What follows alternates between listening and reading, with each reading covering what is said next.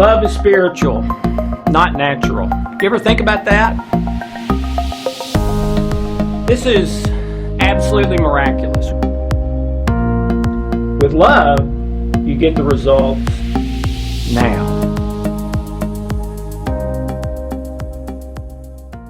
Hi, I'm Dr. Alex Loyd, and welcome to Deep Water. What I wanted to talk about today is for sure been one of the biggest issues of my entire life, and that's anger. The first time I remember being angry was at my older brother Roger, who never did anything wrong. He made good grades. He never broke any rules. He was better looking than me, a better athlete than me, pretty much everything. So if I wanted to, I could be angry at him all the time just because I felt internally kind of, because I could never measure up to his standard. But anyway, about the first time I remember really being angry was with him. I don't even remember what it's for. But I was so angry that I picked up a metal pipe about this long, and I started chasing him like I was going to hit him with that metal pipe. Now, ordinarily, he wouldn't run from me because he was so much bigger than me and could beat me up easy. But, when someone is swinging a metal pipe, that changes it a little bit. And so what happened is he turned to run away from me, which made me run even faster. I tripped. One end of that metal pipe stuck in our hardwood floor and made a little gouge in it. The other end, my head came down and it knocked my two front teeth out. And blood was going everywhere. They took me to the hospital and had to stitch me up. And for about the next 3 years after that, my nickname was Bugs Bunny, because it was the opposite of Bugs Bunny's two teeth, but it looked similar. So that's what that first anger thing got me. Another early one. I had a trained squirrel. My dad helped me catch it. And it was in this cage inside the house, but I had trained him. I mean, he would come out of the cage, walk around the cage, but not jump off. And then I'd put my shoulder down and he would climb on my shoulder and we would go walking around and he'd let me pet him. And I mean, it was just pretty cool for a little bitty kid. And my whole family thought it was cool too. In fact, Roger thought it was so cool that when he had some friends over, he wanted to show it to them. But what he did is he took the cage outside, which I every time I'd done that before had been inside, where if he jumped, he couldn't get away anyway. Well, Roger took it outside, and of course, the squirrel, whose name was Petey jumped. And Roger, trying to keep him from escaping, reached out, grabbed his tail, and pulled his whole tail off. So when I got home from school that day, not only was Petey gone, which crushed me, but Roger, when he told me that, gave me his tail, pretty much his whole tail, which really made it so much worse because now I'm picturing him out there hurting and without a tail. And both of those may be a little bit funny. The first one may be a little gross. The next one, I still struggle with. My life was pretty idyllic until I started to school, kindergarten and then elementary school. My dad and I were best friends. I loved everybody. Everybody loved me. Some people called me precocious. Some people called me a tree hugger. But I seemed to love everybody and had a personality that other people enjoyed being around. Then I go to school and all of a sudden I'm being made fun of over I was short and fat, and so they would call me names, and I had dyslexia, ADD, ADHD before they knew what that was. And so I was failing at every subject. And so my self-worth just really crashed when I started to school. And I can vividly remember, not too happy about my life or anything anyway, and walking across the schoolyard and, some of the cool boys yelling, "Hey, Chunky!" And everyone in the schoolyard, including girls, which was really what mattered to me, turning and most of them at least giggling. And I would laugh, and then I would go home and cry. And that one still hurts. I remember later I went to college on an athletic scholarship to play tennis. And I vividly remember losing points and yelling at the top of my lungs and whacking my racket or throwing my racket. One time, I got really mad, lost a big point or game or match or something, and I just flipped around and threw my tennis racket over the fence, and it landed way up in this tree. And it disrupted the entire tournament for a while because somebody had to climb up there and get my racket. I didn't have another one, and I was so embarrassed and got in trouble for it and all kinds of stuff. I remember the early days of marriage when we thought our marriage was going to be happily ever after, and it turned into anything but that. And one thing in particular just really punched my buttons. Hope and I went to counseling after we started having marriage problems. And they suggested us having like a sex date. We would pick a day of the week and, as long as we weren't going to force it, but as long as everything went okay, we had both agreed, at least once a week we'd get together because, hey, that was huge to me. I've always had a very turned up libido. One of the big reasons I got married, I know that's a bad reason, but it's the truth. And then when Hope was depressed and especially angry at me, it's like I would try to make sure everything went perfect up to that sex date. And so I would kind of protect, from the news or bills or anything that would mess that up. And I tell you, it was unbelievable. It was almost like it was a plot against me. I bet you 20 or 30 times within 1 hour of when we were supposed to get together for that date, some little bitty thing would happen and it would knock Hope off the rails. And when that happened, our date was out. And I know it's a much bigger deal for her. She was clinically depressed and all that. And what I was feeling was really selfish, but I was still feeling it. So I'd been waiting for, 7 days for that, 7 o'clock in the evening or whenever that was. And so when that would happen, oh man, it would just enrage me. I would just feel like I was absolutely going to explode, okay? And it really wasn't until I kind of got a hold on my anger, which has been one of the biggest issues of my life. And I had a big anger problem early in my life. It wasn't really until I got a hold of that and it healed when my life started getting better.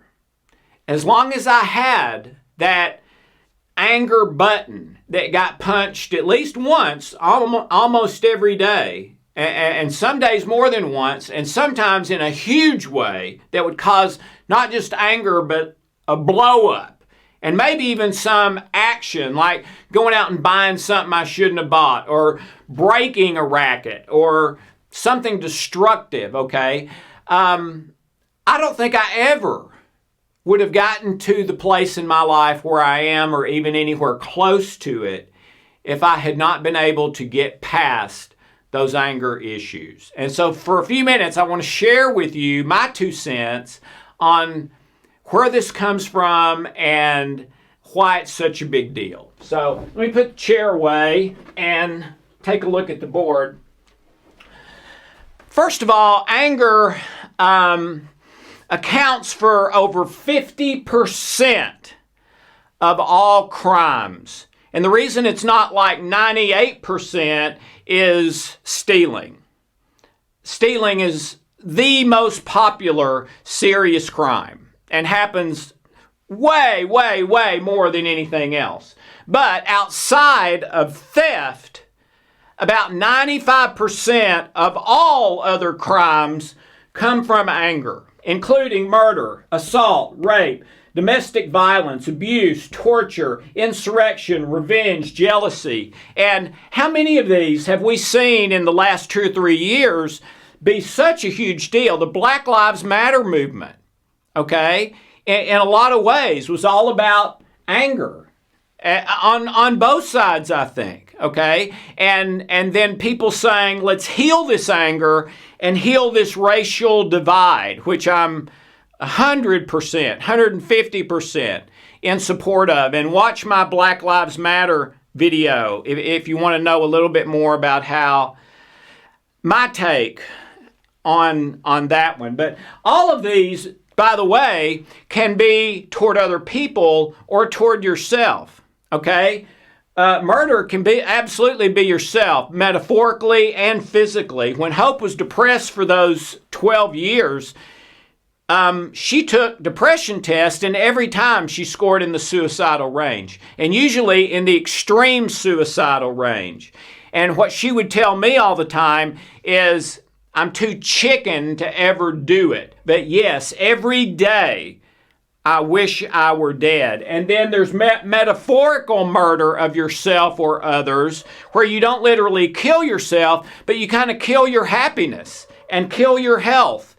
Sort of a self-destruction or others' destruction out of your anger, okay? Domestic violence, 99.99999% of domestic violence is a problem in the abuser, not the abused, right? We know that. Some big guy will beat up a lovely young lady. I mean, just absolutely unconscionable. Well, why will the big guy do it? He'll blame her for something. She got the wrong grape juice, or she didn't change my sheets, or something, all right? But all of us know that is not it. That is something inside the abuser. Rape, big time, about the rapist, way more than the person being raped. Typically, the person being raped, totally innocent. It's the rapist. Revenge, jealousy, I mean, all of them fit that same thing. You can do this, maybe not so much jealousy, but you can do this to yourself. I don't deserve good things. Hope had that one for a long time. I don't deserve to be happy, all right? So you self-sabotage, all right? In psychology, there's 4 types of anger, all right? There's aggressive anger, which is when I get angry, I'm going to come at you directly. You won't have any trouble knowing I'm angry, and you're probably going to be afraid, take off running, try to get away, whatever. That's aggressive anger. There's passive. You've heard of passive aggressive, all right? That's what anger does if it's not in their personality kind of to be directly aggressive. They don't directly say, I'm mad at you because you did this. They just do little things to hurt you and little bitty jabs, sarcasm. Sarcasm's a big one for that, by the way. But it is to hit you with their anger. It's just that with their personality, or maybe they're not a strong enough personality. Maybe they're an introvert to do it aggressively, so they do it passively, but it's for the same thing. And really, passive-aggressive can be worse than aggressive-aggressive because the person believes, at least, they have plausible deniability. They'll argue all day long. No, that's not what I meant. No, that's not why I did that. When they know full well it is. And so does the other person. Where aggressive, there's no doubt. All right? There's assertive anger, which is not as attacking as aggressive, but it never lets up. It's relentless and designed to get you or to get me something that I want from you. And then the last one's suppressive. And this is like putting the top on a boiling pot. You think, okay, I'm just going to sweep this under the rug, then we won't have this big blow up. Sometimes the person honestly thinks that. Sometimes they're fooling themselves. They know that won't work, but they do it anyway, all right?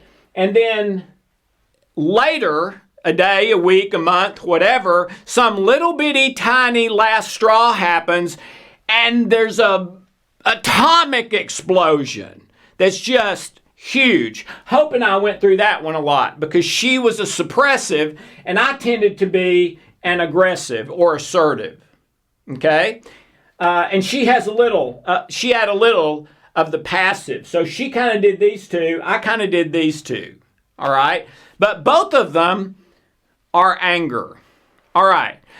The other big deal about anger is that anytime you experience anger and it's not a life-threatening situation, number one, or what I call righteous anger, meaning you're angry because love has been violated and you want to make something right that is wrong, like a child being abused or something, or a domestic abuse, or someone being verbally, emotionally abused, or something like that. That's righteous anger, okay? And that there's nothing wrong with that. That's love motivating us to help in a situation where help is needed, to stop someone from being harmed. But outside of those two, if you experience something in the anger family, it is evidence that you have a wrong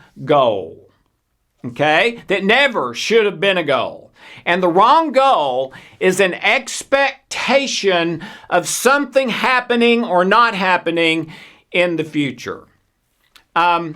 Dan Gilbert, professor at Harvard. You see him on TV commercials for insurance companies a lot today. I had just a little bit of interaction with him, and wonderful man. Wrote a best-selling book called Stumbling into Happiness based on research they did on the campus at Harvard.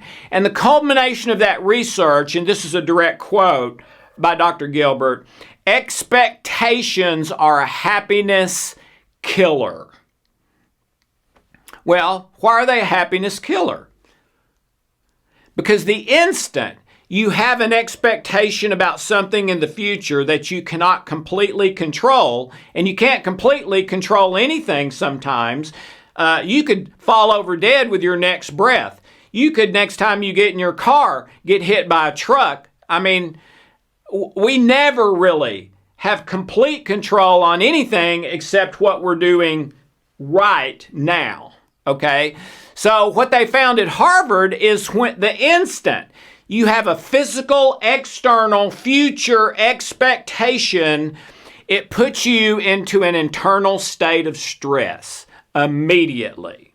If you're already in stress, which most people are, it spikes your stress. For how long? As long as you have that goal. Okay. So, anytime you experience an emotion in the anger family, and there's a bunch of them, I would just Google all emotions related to anger. The main ones are anger, irritation, frustration, resentment, bitterness, overwhelmed. Those are probably the major ones. So if you experience that, and it's not a life-threatening emergency right now in the next 5 minutes, and it's not righteous anger over wanting to help someone who's being harmed, you've got a wrong goal. You can be sure of it. It's virtually 100%, all right? Which means that the wrong goal that you never should have had is right now being blocked by something. And your experience from that blocking of something that you want, usually a seek pleasure, avoid pain type thing, causes you to experience anger. Okay? Well, you got to get rid of that goal. And you've got to understand that that can be a desire, but not a goal. What's the difference? A desire you give up to God, give up to love from day one. Okay, I'm going to walk in this direction. My intention is to get a college degree, but I don't know if I'll ever succeed at that or decide to do something different, or something else may happen. Okay? So I give that up to love. I give that up to God. My job is just to do the best I can on whatever I'm doing right now, walking in the direction of getting that college degree, or starting a new business, or having a wonderful relationship, or a hobby, or diet and exercise and better health, or anything really, okay? Those have to be desires that you give up. Because if it's an expectation, it puts you into constant stress until you either get that thing or you don't, which is usually years, and for some people, their whole adult life. Okay? Also, this is a post-it note, extreme anxiety when the circumstance doesn't call for extreme anxiety is usually also an expectation issue. Okay? So extreme anxiety or anything in the anger family, and you've got a wrong goal that never should have been a goal. It should have been only a desire. And if you don't change it from a goal to a desire, you're going to be stressed as long as you have that goal, which means negative thoughts, negative emotions, negative beliefs, negative chemicals instead of positive ones in your body, cortisol, adrenaline, the addiction chemicals of your hormonal system, rather than the positive oxytocin, peptides, endorphins chemicals, okay? Anger is the negative chemicals you'll receive, as well as negative thoughts and feelings, okay? If you change those wrong goals to desires and commit to only righteous anger or life or death anger, only those two, any other kind of anger, and I'm saying, time out. I got a wrong goal somewhere. Let me change it to a desire. Okay? You want some proof on this? I've been speaking all over the world. It's been one of the real delights of my life, and I never would have imagined I'd have been able to do that for about 15, 20 years. Okay? And most of the places I've asked this question. Have you ever had something happen to you that at the time you thought was bad, but later, looking back, you realized it was really for the best? I've never asked that question that almost everyone in the room didn't raise their hand. I think I've had 2 circumstances where one person raised their hand and said, I don't think I've had one of those. But all of the others, hundreds of thousands of people, okay, have all raised their hand and said yes. And a lot of them said, I've had a bunch of those. I've had a bucket full of those. What does that mean? It means we don't always know what's best for us in our physical, external circumstances and in the future. In fact, the thing that I thought was the worst thing that ever happened to me, my wife kicking me out of the house 33 years ago, was easily one of the top 5 things that's ever happened to me in my life, and I would not be standing here today if it hadn't happened. Okay? That's why we're supposed to give that up. Walk in the direction, pray about it, meditate about it, try to do what you believe is best, and go toward something that you believe is best, but your goal is just doing whatever you're doing right now as best you can in love. Do your best and add love. That's your only goal ever. Everything else, physical, circumstantial, in the future, is a desire, not a goal, that you give up from the first day to the last. Okay? And if you don't, it'll put you into a state of stress and create one of the most destructive problems anyone can ever have, and the root of over 50% of all crimes, and even more than the crimes, destroy your life and the life of the people that you care about. Okay? So, what are the times? I shared with you at the start of this, several times in my life, where anger just absolutely took me over and beat me up. Okay? What are a few of those in your life? What's the angriest you've ever been? What's the times when your anger actually went to rage? Well, to your unconscious mind, that didn't happen 10 years or 20 years ago. It's happening right now if you've never resolved that. So find those times of your life and heal them. Pray about them. Use some of the techniques we've talked about. Use trilogy or memory engineering or rapid eye stress release. Some of these tools can heal these kind of things in minutes and days rather than months or years. And heal those anger issues inside of you, and then the anger problem as a whole, which is really a lack of love problem. Okay? Love drives out fear. Anger comes from the root of fear. And fear is the absence of love. So give up the end result. The stress goes away. Start focusing on the present in love, and love drives out fear. Anger only comes from fear, and you will heal your anger issue or in someone that you love. And remember, the evidence of when it's healed is something happens that you did not want, but you do not become angry, frustrated, resentful, bitter, any of those things. Disappointed, yes. Disappointed for a period of time, and then, okay, let's move on. But anything in the anger family, you've still got a wrong goal, and you're still becoming angry over things that it is a malfunction to become angry about that. Only righteous anger or life is in imminent danger right now. Those are okay. Anything else you become angry, you're malfunctioning.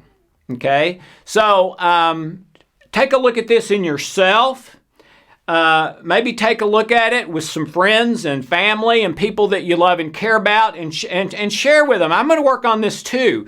I'm not just asking, hey, you got an anger problem, you need to fix it. No.